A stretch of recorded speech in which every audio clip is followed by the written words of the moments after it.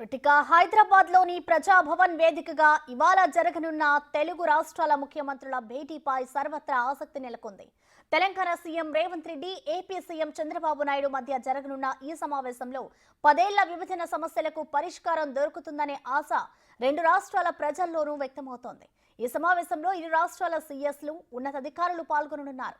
వీరితో పాటు తెలంగాణ నుంచి మంత్రులు భట్టి, పొంగులేటి, శ్రీధర్ బాబు, ఏపీ నుంచి సత్యప్రసాద్, జనార్దన్ రెడ్డి, దుర్గేష్ హాజరు కానున్నారు.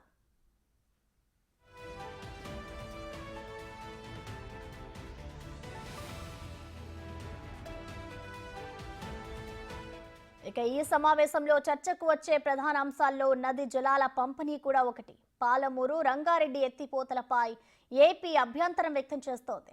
ఇటు రాయలసీమ ఎత్తిపోతలపై తెలంగాణ అబ్జెక్షన్ పెడుతోంది. కాళేశ్వరం, సీతారామ ప్రాజెక్టులతో పాటు విభజన చట్టానికి వ్యతిరేకంగా 5 కొత్త ప్రాజెక్టులు చేపట్టారని ఏపీ కంప్లైంట్ చేస్తుంది.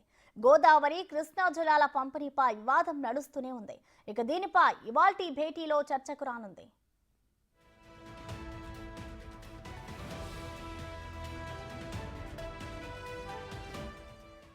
మరో కీలక అంశం సంస్థల పంపిణీ. ఆంధ్రప్రదేశ్ పునర్విభజన చట్టంలోని షెడ్యూల్ 9లోని మొత్తం ఆస్తుల విలువలో రెండు రాష్ట్రాల మధ్య అంగీకారం కుదిరిన సంస్థల వాటా కేవలం 0.7% మాత్రమేనని, మిగిలిన సంస్థలే కీలకమని, అన్నిటినీ కలిపి జనాభా నిష్పత్తిలో పంపిణీ చేయాలని ఏపీ కోరుతోంది. అయితే ఇందుకు తెలంగాణ అంగీకరించడం లేదు. ఎక్కడున్న సంస్థలు వారివే అని, ఇలా కాకుంటే చట్టానికి మార్పు చేయాల్సి ఉంటుందని పేర్కొంటోంది. మొదట అంగీకారం కుదిరిన సంస్థల పంపిణీపై తేల్చి మిగిలిన వాటిపైన మళ్లీ చర్చిస్తే సరిపోతుందని కేంద్ర హోంమంత్రిత్వ శాఖ సూచించినట్లుగా తెలిపింది. ఇక షెడ్యూల్ 10లో 142 సంస్థలు ఉండగా వీటి విలువను 38,000 కోట్ల రూపాయలుగా అంచనా వేశారు. షెడ్యూల్ 9, షెడ్యూల్ 10లో పేర్కొన్నవి సుమారు 1,759 కోట్ల రూపాయల విలువైన మరో 12 సంస్థలు ఉన్నట్లు ఆంధ్రప్రదేశ్ పేర్కొంది.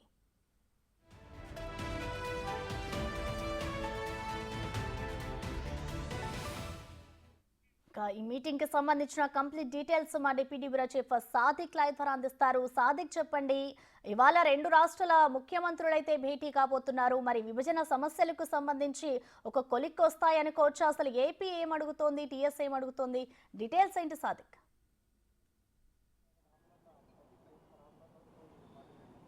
ప్రసన్న, 10 సంవత్సరాల పాటు అంటే తెలంగాణ రాష్ట్రం ఏర్పడి రాష్ట్ర విభజన జరిగి 10 సంవత్సరాల పాటు జరుగుతూ ఉంది. ఇంకా విభజన సమస్యలు పరిష్కారం కానీ చాలా సమస్యలు ఉన్నాయి. అందుకోసం ఈ కేంద్ర హోం మంత్రిత్వ శాఖ 9-10 షెడ్యూల్ కూడా చేసింది. అందులో ప్రధానంగా దాంట్లో చాలా సంస్థలు, ఇన్స్టిట్యూట్స్ అన్నీ కూడా పూర్తి స్థాయిలో విభజన జరగలేదు. దీంతో రెండు రాష్ట్రాల మధ్య ఇంకా విభజన కానీ అనేక సమస్యలపైన కూడా గత 10 సంవత్సరాల నుంచి కూడా ఒక కొలిక్కి రాలేదు.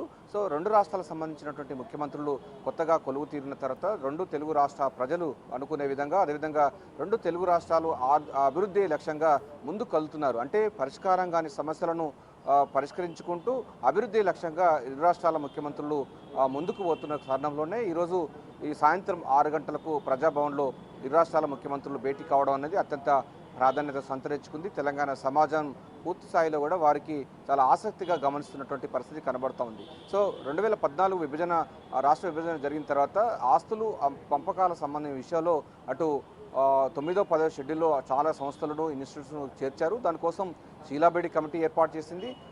ఉద్యోగులకు సంబంధించినటువంటి విభజన కోసం కమల్నాథ్ కమిటీని కూడా ఏర్పాటు చేసింది. కానీ వాటి అనుకున్న మేరకు ఫలితాలు రాలేదు. ఇంకా సమస్యలు అట్లనే ఉన్నాయి. దీంతో పాటుగా నదీ జలాలకు సంబంధించినటువంటి అంశం కూడా సమైక్య రాష్ట్రంలో తెలంగాణకు అన్యాయం జరిగిందని చెప్తున్నారు. సరే, తెలంగాణ రాష్ట్రం ఏర్పడిన తర్వాత కూడా ఇంకా పాత పద్ధతిలోనే 811 టీఎంసీలు కృష్ణా నదీ జలాల్లో వాడుకుంటున్నారు.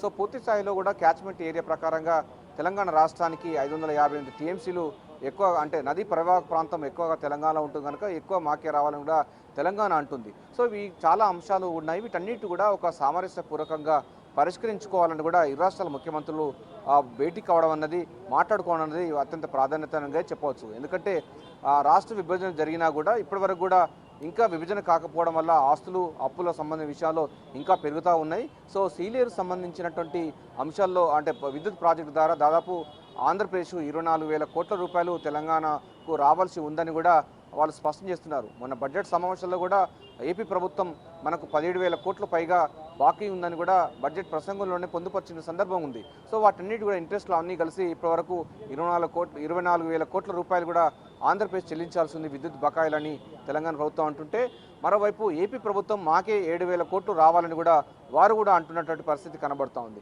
సో ఈ అంశంపైన పూర్తి స్థాయిలో ఈరోజైతే ఒక చర్చ కొనసాగే అవకాశం అయితే కనబడుతుంది. ఇక రాష్ట్ర విభజన జరిగినప్పుడు కోస్టల్ కారిడార్ సంబంధించి దాంట్లో ఆంధ్రప్రదేశ్కు ఎక్కువగా ఉంది. సో సమైక్య రాష్ట్రంలో భాగస్వామ్యం ఉంది కనుక దాంట్లో కూడా తమకు కూడా వాటా రావాలని కూడా తెలంగాణ ప్రభుత్వం కోరుతూ ఉంది. తెలంగాణ సంబంధించిన వారు కూడా చేస్తున్నారు. ఇక తెలుగు రాష్ట్రాలకు సంబంధించి దాంట్లో చూసినట్లయితే ఆరాధ్య దైవమైనటువంటి టీటీడీలో కూడా తమకు భాగస్వామ్యం కావాలి, తమకు వాటా కావాలని కూడా తెలంగాణ ప్రభుత్వం కూడా అంటున్న పరిస్థితి కనబడుతుంది. వీటితో పాటుగా మరికొన్ని అంశాల్లో చూసినట్లయితే కొన్ని విభజన సమస్యలు కూడా ఇంకా పరిష్కారం కాలేదు 9-10 షెడ్యూల్లో. కానీ గత ప్రభుత్వాలు కొంత ప్రయత్నం చేసినప్పటికీ అనుకున్న ఫలితాలు రాలేదు. కేవలం ఒక 2-3 అంశాల్లో మాత్రమే పూర్తి స్థాయిలో చేశారు. సో ఇటీవల మార్చిలో తెలంగాణ ఢిల్లీలో ఉన్నటువంటి ఆంధ్రప్రదేశ్ భవనానికి సంబంధించి దాంట్లో కూడా ఒక కొలిక్కి వచ్చిన సందర్భం కనబడుతుంది. కానీ రాష్ట్రంలో ఇంకా మనకు తెలంగాణలో ఉన్నటువంటి డీజీపీ సిఐడి ఆఫీస్ సంబంధించిన విభజన కాలేదు, హెర్మిటేజ్ బిల్డింగు కాలేదు, Telugu university, labour department, Telugu academy ఇట్లా కొన్ని సంస్థలు ఉన్నాయి. దీంతో పాటుగా ఎంసీహెచ్ఆర్డి లాంటి ట్రైనింగ్ ఇన్స్టిట్యూట్స్ కూడా ఉన్నాయి. అదేవిధంగా ఇక్కడ తెలంగాణ రాష్ట్రంలో మరికొన్ని హెడ్ క్వార్టర్స్గా ఉన్నాయి. ఆ హెడ్ క్వార్టర్స్ కూడా విభజన జరగలేదు. సో వీటన్నిటిపైన కూడా ఒక విధానపరమైనటువంటి చర్చ జరగాలి. విధానపరమైనటువంటి నిర్ణయాలు ముఖ్యమంత్రి తీసుకుంటే ఆ తర్వాత ఫర్దర్గా చీఫ్ సెక్రటరీ కూర్చొని వాళ్ళు పూర్తి స్థాయిలో కూడా దీన్ని ముందుకు పోయే లక్ష్యంగా అటు ఆస్తులన్నీ అప్పులన్నీ జనాభా దామాష పద్ధతి ప్రకారంగా వాటిని షేర్ చేసుకోవాలని కూడా ప్రభుత్వాలు భావిస్తున్నాయి. సో దీంట్లో ప్రసన్న మనకు కీలకమైన అంశం చూసినట్టయితే గత 10 సంవత్సరాల్లో పరిష్కారం సమస్యలు ఏమున్నాయి, పరిష్కారం కాని ఏమున్నాయి, వాటన్నిటి కూడా సాట్ అనాలిసిస్ చేసి ఇరు రాష్ట్రాల ముఖ్యమంత్రులు కూడా ఒక విధానపరమైనటువంటి నిర్ణయం తీసుకొని వేటిపైన ముందుకు పోలాలి. నదీ జలాల వివాదం వేస్తే ట్రిబ్యునల్స్ ఉన్నాయి. ట్రిబ్యునల్స్తో పాటుగా కేంద్ర జలశక్తికి సంబంధించినటువంటి అధికారులు ఉన్నారు. వారికి మనం ఏకాభిప్రాయం కుదిరితే వారికి ఒక విన్నవించుకోవడం ఒకటి. మరోవైపు 9-10 షెడ్యూల్లో ఉన్నటువంటి సంస్థలలో ఉన్నటువంటి ఆస్తులు అప్పులు ఎంత ఉన్నాయి, వాటిని ఎట్లా పరిష్కరించుకోవాలి, విభజన 2014 రాష్ట్ర విభజన చట్టంలో ఉన్నటువంటి అనేక అంశాలను కూడా పొందుపరిచి ఎట్లా మనం దీన్ని డైలాగ్ చేసుకోవాలి, దాన్ని పూర్తి స్థాయిలో ఎట్లా ఫుల్ఫిల్ చేసుకోవాలి, దానిపైన కూడా ఈరోజు ఇరు రాష్ట్రాల ముఖ్యమంత్రులు ప్రజాభవన్లో భేటీ కావడం అన్నది రాజకీయంగా పరిపాలన రకంగా చాలా మంచి ముందడుగు అని చెప్పవచ్చు. ఈ నేపథ్యంలోనే 2 తెలుగు రాష్ట్రాలకు సంబంధించిన ప్రజలందరూ కూడా, తెలుగు సమాజం అంతా కూడా ఈరోజు సాయంత్రం జరగబోయేటువంటి ముఖ్యమంత్రుల సమావేశం అన్నది ప్రాధాన్యత అంశంతో అందరూ కూడా ఇటువైపు చూస్తున్నారు.